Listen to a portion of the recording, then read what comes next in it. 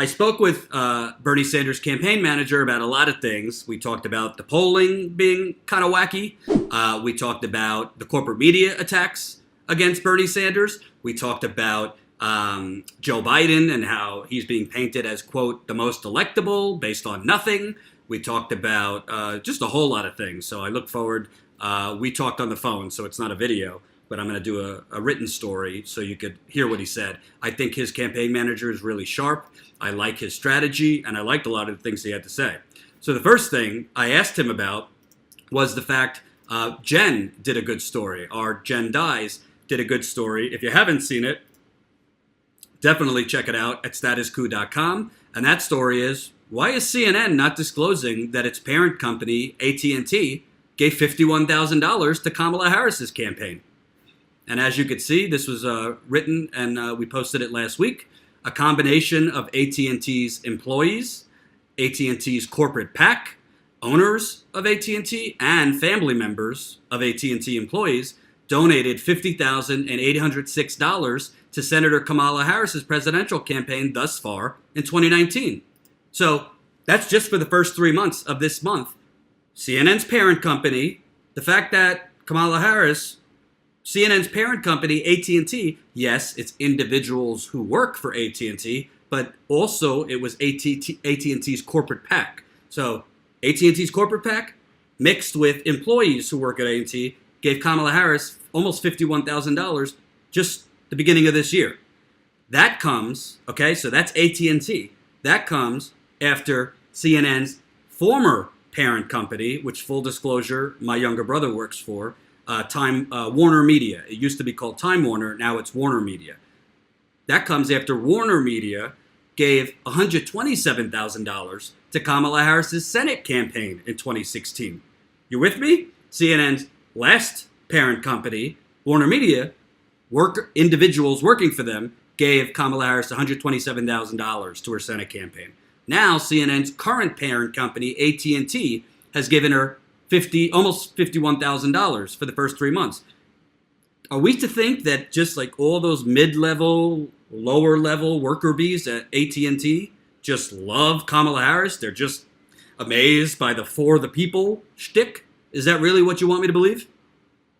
Or maybe AT&T, which now owns CNN, thinks they're going to get something out of Kamala Harris, the former Attorney General of California, who put single mothers in jail for truancy, who locked up a whole lot of black people, who put a lot of people away that people say today are innocent, but she doesn't have any regrets. Thank you, HD Spider-Man 56, $10 in the super chat. You wrote, keep up the great work. Your interview with Donna Brazil was great and unintentional comedy when you make that funny facial expression when asking, why should we trust this? You know, honestly, that facial expression was just exhaustion at that point. Like, it's like talking to a corrupt wall. What did she keep saying? She was like, what is the phrase she kept saying? I don't know. She kept saying, like, the same word over and over and over again. And it was just exhausting. So I turned to Emma at the time. I was like, Jesus Christ, will this end? But yes, and I would love to have another Donna Brazil moment with a different corrupt Democratic official on the 2020 campaign trail. But you got to help us get out there. Become a member, statuscoup.com/join. Become a member. Get me out on the campaign trail. Get Marcus and Ty out on the campaign trail. Help us get out there. How can CNN, who, by the way, its parent company, gave Kamala Harris $51,000, almost $51,000 in the first 3 months of this year. How could they do segments and lovely written stories? And remember, 24 hours after she announced as a candidate, they gave her basically a pillow party. It was the most ridiculous thing I've ever seen, that town hall. I mean, the questions were just softball after softball after softball. It was revolting. How can that be with no disclosure? So I asked Bernie's campaign manager, do you guys have a problem that these same corporate media outlets that are basically, you got Politico doing stories calling Bernie Sanders a cheap Jew. You got the New York Times doing a story suggesting that Bernie Sanders is essentially a communist sympathizer. You got the Washington Post allowing columnist Jennifer Rubin to basically write 16 negative stories about Bernie Sanders herself a week. I mean, it just doesn't stop. So do you have a problem with the lack of disclosure? And surprisingly, well, not surprisingly, but I'm happy he told me, he does. He said, this is Faiz Shakir talking to me earlier. You're exactly right. Obviously, we know the senator's strength. Oh, no, that's not the one I want.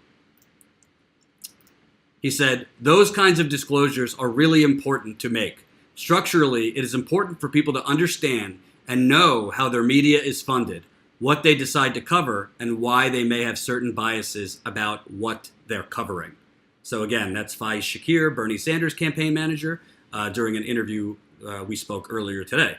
So what he's talking about there is, yeah, if I'm watching CNN or I'm reading Politico or the Washington Post, yeah, maybe I want to know if I'm reading the Washington Post that the owner of the Washington Post, Amazon and Jeff Bezos, basically hates Bernie Sanders because Bernie Sanders committed the crime of calling him out for not paying his workers a living wage. Maybe I want to know that Amazon would benefits that Bernie Sanders has called out Amazon, Washington Post parent company, for not paying any federal taxes, for its terrible working conditions. Maybe I, as the reader of the Washington Post, might want to know that has something to do with the Washington Post. So I know, okay, I'm reading their negative after negative after negative. At least I know maybe it has something to do with who's signing the paychecks. Maybe if I'm watching CNN, I deserve to know, if you're doing a segment on Kamala Harris, that the people that are signing your checks, Anderson Cooper, your checks, Don Lemon, your checks, Wolf Dinosaur Blitzer. Thank you, Jen. I apologize. Faiz Shakir. It's spelled F-A-I-Z, but I was mispronouncing it. Thanks, Jen. Faiz Shakir. Maybe I want to know. Maybe I want to know that all this lovey-dovey coverage of Kamala Harris, well, the parent company signing all these anchors at CNN checks is giving lots of money to Kamala Harris. And I'm sure when Joe Biden's financial information is shown, it'll show AT&T gave him a lot of money too. Don't you think that's kind of ethical for journalism? Do you think it's ethical? Another thing we talked about was the polling. As I've reported very consistently here at Status Quo, all of these polls, and this is how it works. A poll is released at like 6 in the morning, right? And it's been showing lately Joe Biden's up by like 18, 20 points. None of the reporters actually read the polls. They just read the headline and they pass it off. So then Morning Joe says, oh, Joe Biden is the front runner. He's up by 20 points. And then it's on and on and on and on every hour on the hour. And you get a narrative. Just like we got a narrative in 2016, Hillary Clinton's up by like 900 delegates because we lumped the super delegates in with the pledged delegates. So I asked Faiz Shakir, what do you guys think? Because I've only heard Bernie speak out on the polling once. And basically he said what I've been reporting. I mean, all these polls are wildly oversampling older voters, 50 and above, and undersampling younger voters. And again, I always say this, it's no offense to older people, because there are a lot of older, above 50 years old, older than 50 people that like Bernie or Tulsi and are progressive. But by the data, the majority of older people in this country vote establishment. That's how Hillary Clinton got her votes. That's how Joe Biden is getting his votes. So I asked Faiz, should this be pointed out? He agrees. He said, you're exactly right. Obviously, we know the senator's strength tends to come from younger voters, and those younger voters are often underrepresented in these landline-based polls. And if those polls are not doing a good job of trying to account for young people or figuring out different ways to reach them, then those, by our own estimation, should be deemed a bit suspect. But instead, what you often have happen is a lot of these landline-based polls that overrepresent older people are eaten up and propagated with a great deal of attention in the mainstream media without really anyone questioning some of these basic factors that you and I are discussing. Damn! I mean, I don't want to edit anything he says, but I would call it I would go a little further than a bit suspect, because essentially they're kind of like cooking. Okay, they're not cooking the data. I mean, these are real numbers, but they're getting the numbers that they want. Let's put it at that. When he says by our own estimation, they should be deemed a bit suspect. I mean, they're giving you, these polling companies, they got money. I mean, they have ways to find more younger people to poll. One thing that impressed me about Faiz, and again, I'm going to write this as a written story a little bit later this week. So the bottom line is this. Talking to Faiz, I think Bernie's campaign, with their internal polling, I think it's a lot closer than the corporate media is letting on, and I think they know that. He also, I like something he said to me about making sure that the campaign knows it's a different dynamic than 2016. So let's not go about the Iowa caucus based on what happened in 2016. Let's not go about the New Hampshire primary based on what happened in 2016. Same thing with South Carolina and the other ones. It's an entirely different dynamic. You got a lot more different candidates. He also said some things to me that I can't repeat because they were off the record that I thought were very good.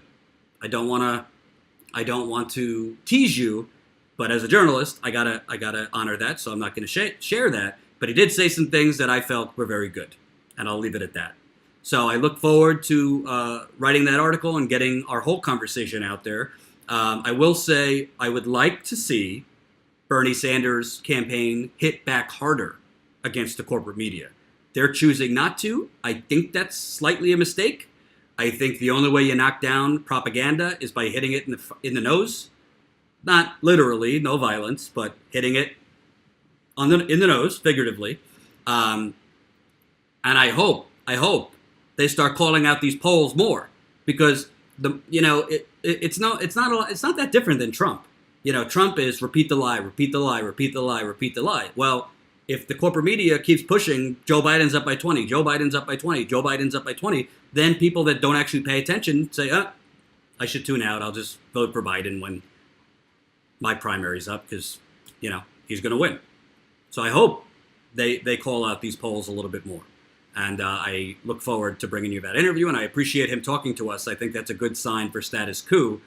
Hope you enjoyed that last video. Hop on over to statuscoup.com where you can sign up for our email list and become a member for as low as $5 to $10 a month.